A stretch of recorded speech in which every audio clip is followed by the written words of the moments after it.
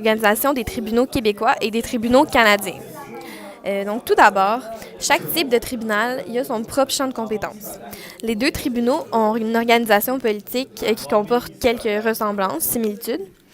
Donc, la Cour fédérale est située au même niveau que la Cour supérieure provinciale et territoriale. Mais il y a certaines juridictions de la Cour fédérale qui peuvent être partagées avec les tribunaux provinciaux ou fédéraux. La Cour d'appel fédérale et la Cour d'appel provinciale et territoriale, elles ont de nombreuses ressemblances ou liens. Les deux ne sont jamais le premier tribunal à entendre une certaine cause, car ils font juste recevoir des appels. Puis ces deux cours font partie du chemin qu'une cause doit prendre pour se rendre ultimement jusqu'à la Cour suprême du Canada. N'oublions pas que les tribunaux administratifs et fédéraux et provinciaux partagent des compétences similaires, même s'ils souscrivent à des lois différentes. Donc maintenant, je vais vous dire c'est quoi la différence entre un tribunal de première instance et un tribunal de dernière instance. Donc un tribunal de première instance, c'est un tribunal qui va traiter la cause en premier. Donc la cause, elle va être réévaluée par un autre juge. Il peut avoir un appel. Un tribunal de dernière instance, c'est un tribunal qui va juger la cause en dernier. Donc toute la cause va être réévaluée par un autre juge et c'est sans appel. Donc, je vais vous expliquer c'est quoi le concept d'appel. Donc, le concept d'appel, c'est une voie de recours qui veut annuler ou réformer un jugement rendu par la Cour. Le juge d'appel doit rejuger la décision.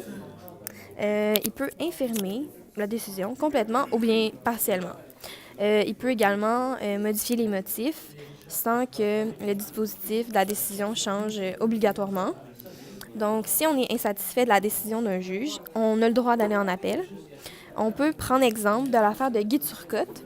La défense et lui-même, il était insatisfait de sa sentence, qu'il jugeait trop grande, lors du premier procès, pour plusieurs raisons. Donc, M. Turcotte, il a eu droit à un second procès, puis il a reçu une sentence un peu plus clémente. Quoi les liens entre les différents tribunaux? Donc, tribunaux canadiens et tribunaux provinciaux. Donc, premièrement, les cours municipales, elles peuvent se rendre jusqu'à la Cour supérieure. Le tribunal administratif, il peut se rendre jusqu'à la Cour du Québec. La Cour du Québec, elle entend les appels de la Commission d'accès à l'information, de la Régie du logement et du Comité de déontologie. Donc, ensuite, il y a les tribunaux spécialisés, dont fait partie le tribunal des professions, qui est sans appel. Il peut se rendre jusqu'à la Cour du Québec. Donc, la Cour du Québec, elle peut seulement aller en appel si c'est des litiges qui sont pas inférieurs à 60 000 et c'est la même chose pour la Cour supérieure, qui est parfois une cour de première instance. Donc, la Cour d'appel du Québec, elle peut se rendre jusqu'à la Cour suprême, qui est une cour de dernière instance. Donc, ensuite, il y a la Cour canadienne de l'impôt. Elle peut se rendre jusqu'à la Cour d'appel fédérale. Ensuite, il y a la Cour fédérale, c'est une cour de première instance. Elle peut se rendre jusqu'à la Cour d'appel fédérale. Je vais vous parler des différents tribunaux canadiens et leurs compétences respectives, en commençant évidemment par la Cour suprême, donc le plus haut tribunal du pays, signifiant que ces décisions sont sans appel. La Cour suprême entend les causes impliquant tout domaine de droit, que ce soit le droit constitutionnel, administratif, civil, privé. En fait, elle se situe au sommet de la pyramide et signifiant qu'en fait, elle peut entendre les appels autant des tribunaux provinciaux que de la Cour d'appel fédérale et de la Cour fédérale. Donc vraiment, elle a un très vaste éventail de compétences. Par contre, elle va privilégier les causes d'intérêt national. La Cour d'appel fédérale, qui va entendre les litiges qui relèvent de compétences fédérales, autant des réclamations contre le gouvernement fédéral, des actions civiles touchant les domaines en lien avec la réglementation, les demandes de révision, etc. Donc, elle a ces compétences-là en matière fédérale.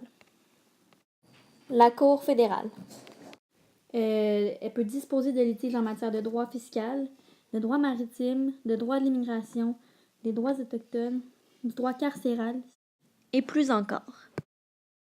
Il y a également la Cour canadienne de l'impôt. Elle donne une chance aux particuliers et aux entreprises de régler vraiment leurs conflits avec la couronne, le gouvernement. Elle entend les appels liés à l'impôt sur le revenu, la taxe, les produits et services et à l'assurance emploi. Donc, c'est vraiment en matière. Voilà.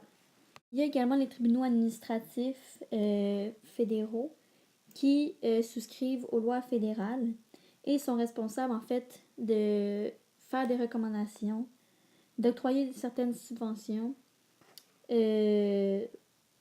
d'établir des normes. Et évidemment, il y en a qui ont des compétences plus particulières, plus pointues. Il y a également les tribunaux militaires qui sont responsables, en première instance, du jugement de militaires ayant commis des infractions considérées comme mineures au sein du groupe, de l'unité. Par contre, un palier plus haut, il y a la cour martiale qui est dirigée par des juges militaires et qui vise et qui sont responsables du jugement d'infractions commises, mais considérées comme plus graves. Elle partage des droits, des pouvoirs et des privilèges, semblables à ceux d'une cour supérieure en matière de droit criminel. Il y a également la commission de la révision agricole qui, indépendamment de toute institution, supervise d'une certaine façon les sanctions qui sont faites par les organismes fédéraux en matière d'agriculture et d'agroalimentaire. Elle travaille de concert avec le ministre de l'Agriculture et de l'Agroalimentaire. La Cour d'appel, plus haut tribunal du Québec. En matière d'adoption et de divorce, elle entend également certains appels. Et on va entendre certains verdicts de culpabilité ou d'innocence ou sur la peine imposée en matière criminelle. Il y a la Cour supérieure du Québec qui, en matière familiale, traite par exemple de divorce, de pension alimentaire et tout ce qui englobe vraiment la séparation de corps, la garde des enfants, etc. etc. On y traite également des causes en matière de déchéance de l'autorité parentale, en matière criminelle, les causes impliquant le meurtre, la trahison, la piraterie, entre autres. En matière civile, la Cour supérieure entend les causes où la valeur en litige est d'au moins 85 000 $ et traite également des actions collectives contre le gouvernement.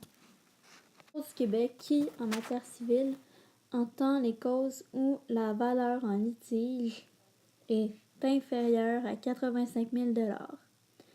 Elle a la compétence pour entendre les appels des décisions rendues par la Commission d'accès à l'information, la Régie du logement, le Tribunal administratif du Québec et le Comité de déontologie policière. Dans cette section-là de la Cour du Québec, il y a également la division des petites créances qui, sans jury ni avocat, entend les disputes en matière civile où la somme en litige ne dépasse pas 15 000 $.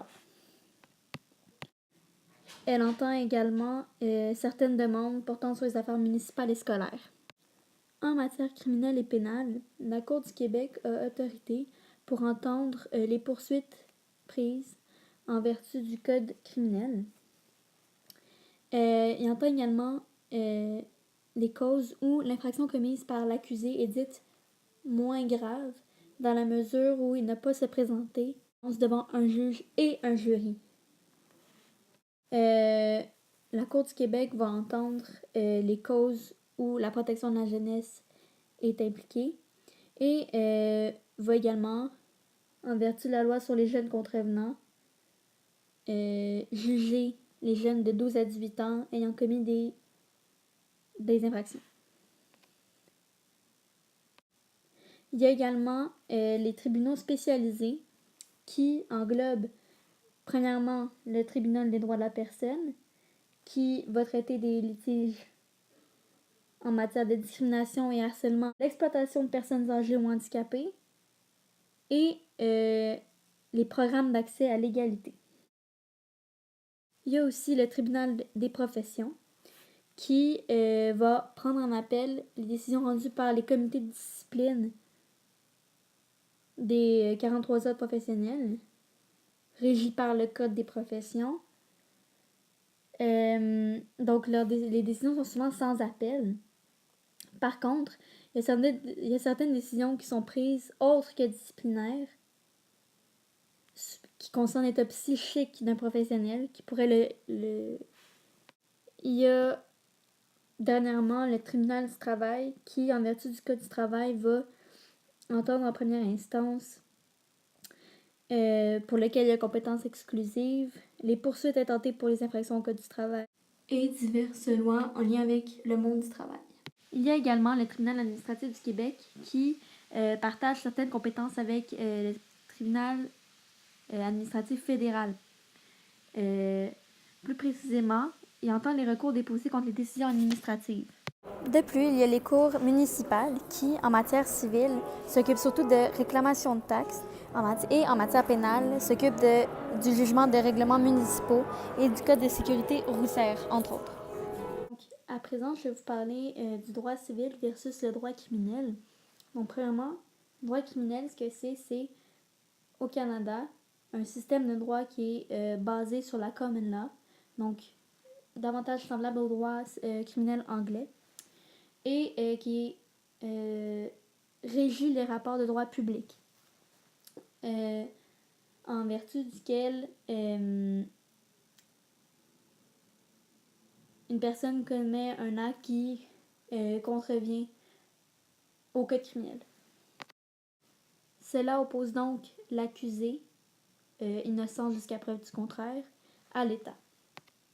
Le droit civil, c'est en fait un système de droit qui réglemente en fait l'ordre social. C'est une poursuite dans le domaine privé. En fait, ça oppose deux personnes morales. Donc, voilà. Parler du concept de juge et de juré.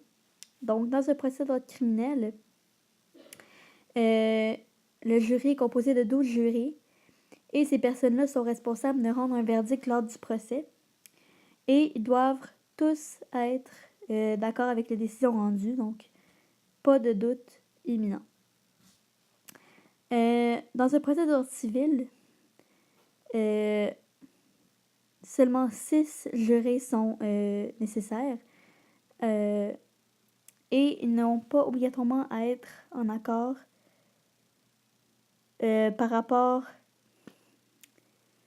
au tort du défendant face au plaintif. Maintenant, pour le concept de juge.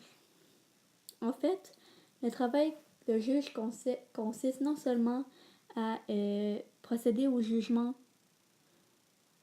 d'une cause autant criminelle que civile dans une cour aussi bien fédérale que provinciale, dépendamment à quelle cour il siège,